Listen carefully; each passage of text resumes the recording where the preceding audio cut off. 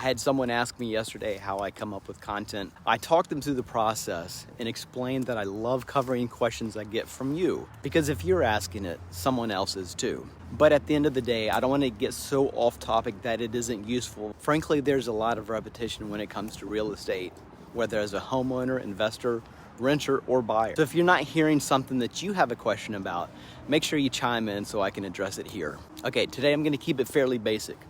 We're going to look at some items surrounding home maintenance, cash for properties, capital gains on the sale of investment properties, and of course we want to know how to avoid that in the first place altogether. And then we'll wrap with our mortgage rate update. Before we get into the meat of episode 59, let me introduce you to the community of Cayden Ridge here in Manassas, Virginia. This 58-acre property off of Signal View and Signal Hill is comprised of 149 single-family homes.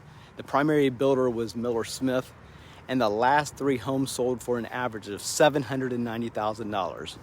Now, of course, when I showed this property back in the spring of 2017, they are in the mid to low 400s.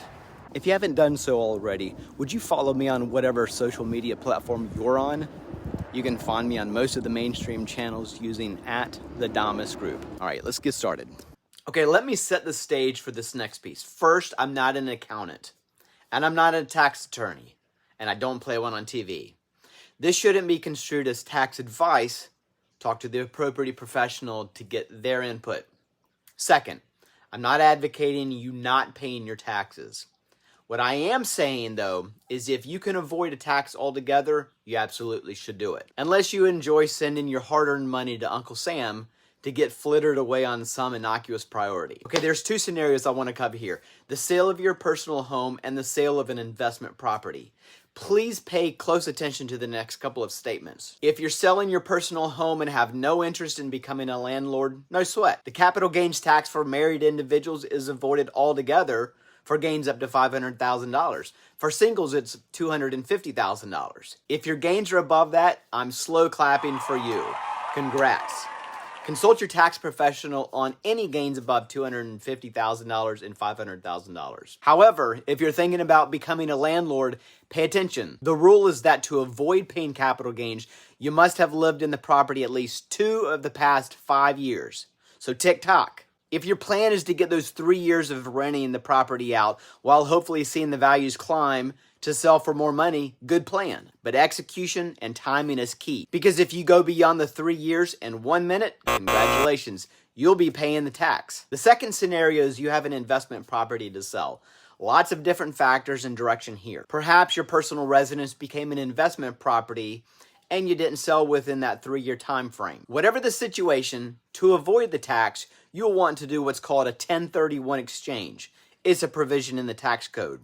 Google it. This 1031 exchange allows you to roll the proceeds from the sale of that property into another of like kind. There are a number of strategies here that can propel you into a larger, hopefully more profitable property. Whatever your need, please don't sell a property without knowing your options, only to get a tax bill you weren't expecting. I'm surprised the number of property owners who don't know this. Reach out to discuss options and a strategy for your needs. There are times that top dollar makes sense when selling. At least that's pretty much my goal as a realtor all the time. However, other times call for immediacy, urgency, and the luxury of preparation to sell for top dollar isn't an option. Or maybe there's no desire or drive to fix up a property in order to get the maximum sales price, i.e. you inherited a home and neither time nor funds allow you to prepare that home adequately for top dollar. For those uncommon times, it may be helpful to have the option to get a cash offer. Now, if you have one of these situations where you'd like to get a cash offer for a property pretty much anywhere in the United States and in any condition, reach out to me. I have several resources to be able to offer a cash close to retail price offer. Often cash is king, other times cash is just cash. Let's talk how I can help with your situation. I'm recording this on Tuesday, January 9th, and it's about to be raining cats and dogs. Enough for the National Weather Advisory to send out a flood alert for my area. And the sump pump is going off in the background. A friend of mine just shared on Facebook that her basement completely flooded because of the sump pump failure. If you're in a basement situation and you have a sump pump, please grab your calendar and make 2 entries in it 6 months apart each year to check and make sure it works. These sump pumps generally last for around 10 years. To engage most of the sump pumps, you can either pour several gallons of water directly into the pit, or you can pull the pump float up until it engages. If you're getting nothing, you should call a plumber to come take a look. Because if you're going to be going through today or a similar day without a working sump pump, as the famous line from the 1986 movie The Fly says, be afraid.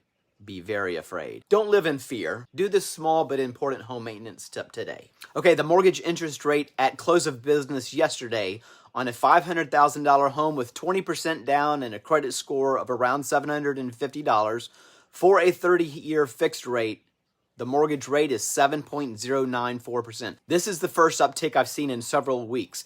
Nothing super significant, but we'll be watching it to see if there's any shift in either direction. Okay, that's a wrap. That's all I got for you today. I'd love to get your follow-up and comments and any questions you might have. See you next week.